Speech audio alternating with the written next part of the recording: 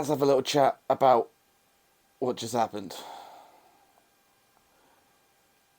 That was without a doubt one of the most core-shakingly bad performances I've seen from us in.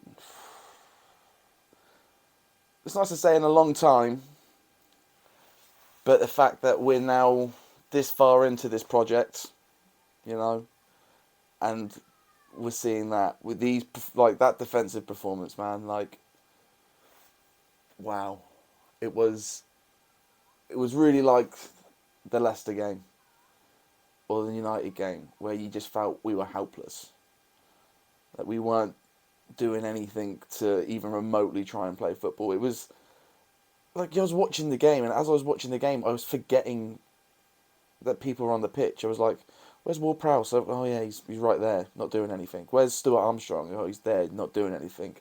Elianusi, like the wingers, right? Let's start. Let's start from the back, shall we? Let's go back to back to front because just to go back to front, we can talk about one of the highlights first. One of the only good things was Fraser Forster. Fraser Forster pulled out some worldy saves today. If if it wasn't for him, it would have been 10. It would have been multiple digits. He was great today, and even I can't even remember which one it was. Maybe was it the sixth one, the fifth or sixth one. It was a good couple of saves before it. No one in the box to get it out of danger to follow it up. He was done dirty by the defence today. You could see how frustrated Forster was. But what I will say, I don't want to harp on about the goalkeeping situation, all that kind of stuff. But the performance, what he gave, and the way he was shouting, the way he was trying to pull people together. That's what you want to see at your goalkeeper in that situation. I know, he's still letting six, but Chelsea were deadly today, and yeah, Forster had a great game, and the boys in front did not do him any justice. Salasu today put in the most Vestergaard performance ever. They were just not even there. Like him and Bednarak. Bednarak, we could go off. We could really pop off after that performance today, and after the past few performances and what we've sort of seen, and it's really heartbreaking this game today. Like I said, like this reeks of the United game or the Leicester game, or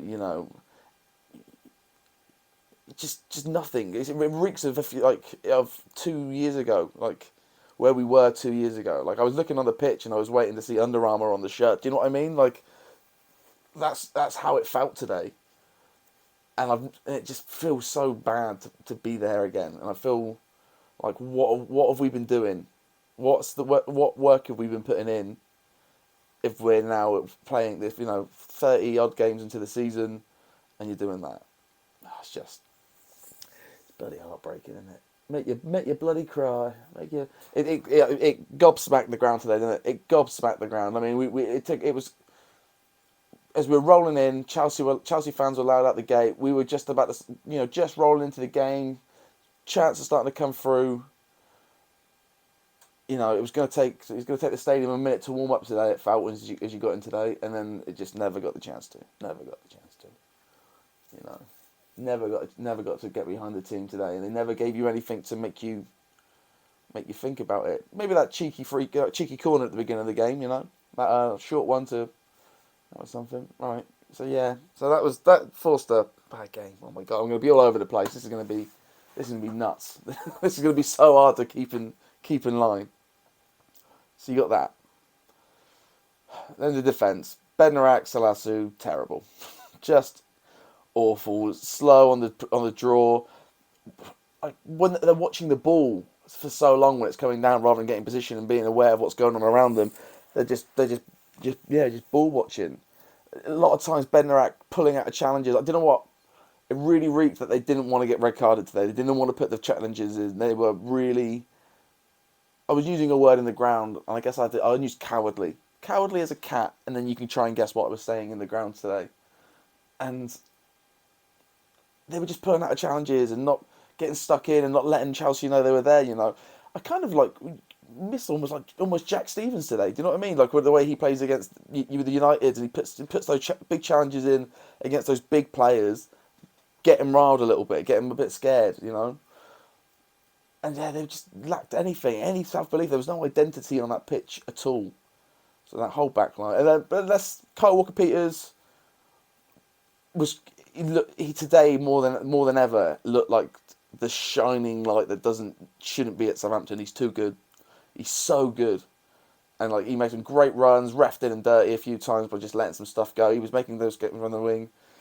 Half in the pool, but both fullbacks left pretty abandoned today by very narrow wide players. Elianusi and Stu always seem to be just in the wrong position, never close to the winger they should be. And then by the time that fullback got free and could spread the ball, they were then too close to him. It was just, the positioning was just awful. Prowsey in the middle was so high on Prowse since the free kick against Leeds, and we love him. It's great, and he's our boy. And then you see him, give that goal away. If it was the third goal, fourth goal, the header back. Jesus, like, they've all blended into one. I kind of just let it happen to me today. Do you know what I mean? and then the decision to take Ori off was, I get we needed to make a substitution. Going free at the back would have been the right idea. But let's keep Ori on because it's clear you're still going to work the midfield, Like, okay, you can take Ori off, play the three in the midfield and keep the two up top. But you have to start making those balls direct and try and, be more aggressive with it and try and, you got to play that kind of football. If you're going to play with those attackers, you've got to play attacking football and not try and pass it around the midfield that you no longer have. Like, that seems to make sense to me. Like, you take off your no midfield, so now you've got two wide players and the guy in the middle. So you're still trying to pass it through the midfield. Play it long. You got two. I just don't know, boy. I just don't know, gang. But what I will say is, the last 9-0 at St Mary's, that Leicester game, Mike was on holiday. Sitting on a floaty in a pool. And he's on holiday this time. So there's some blame here, for sure. And we all know what that blame needs to be.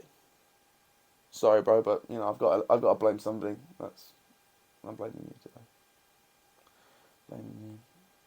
What else can we talk about? What else was bad? What else sucked? They all did. No, do you know what? Slight positive.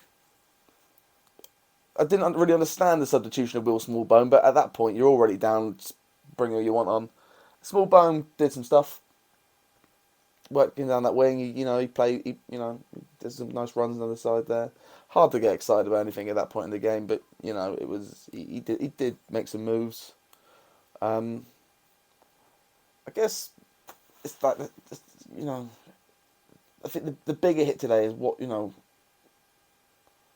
does this say going forward? What have we learnt that they're doing this at this stage? That's what's really scary. And that was like, I looked at Ralph on the touchline, and he wasn't as animated today. He wasn't animated today. I think he almost looked like a man defeated. And in a world of Bielsa's going for the greater good, and I don't like saying it. But these high-scoring games where your team is absolutely embarrassed off the pitch, they need to have been gone. And let's be harsh today, and let's be true, and let's be clear. If it wasn't for Fraser Forster, if we had gone down to 10, this game could have been double figures. And we're a Premier League team. We are a Premier League team, and you can't be putting in performances like that. As a Premier League team, sometimes I get really upset when I see some comments about certain players in our squad, and like, oh, they're not Premier League level, they're not doing this. It's like, they clearly are, because we can see them do it. And you put, like the City games this season, or the Tottenham game, or that whole run there, they can do that, and they can be in this league. But what is it say about our mentality that this is still in there, that we can still do this?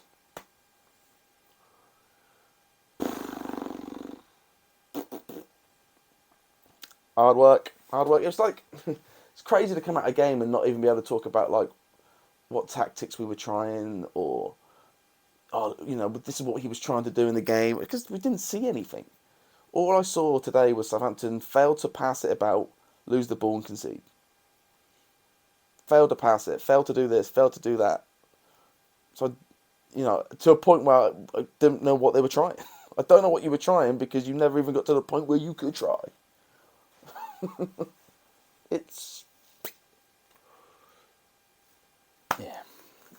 Yeah. I said at the game, watching Kyle Walker-Peters play today and run down the wing was like watching a man drown whilst all of his mates stood around the pool going, we should probably help him. We should probably be in a position to go and do something about this, but I'm over here. Oh, boys. Oh, boys and girls. Oh, boys and girls. On the plus side, I didn't get stuck in traffic coming home. We took a new secret special way out. Great. Top stuff. It's the bat caves they've built under the sea. They're pretty great. I didn't wait long in McDonald's on the way home. That was good. That's it, really.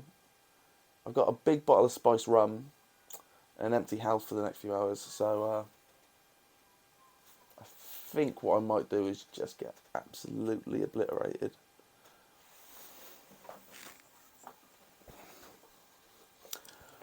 I'm going to have a party, cowboys. Boom, boom. Matchday Vlogs.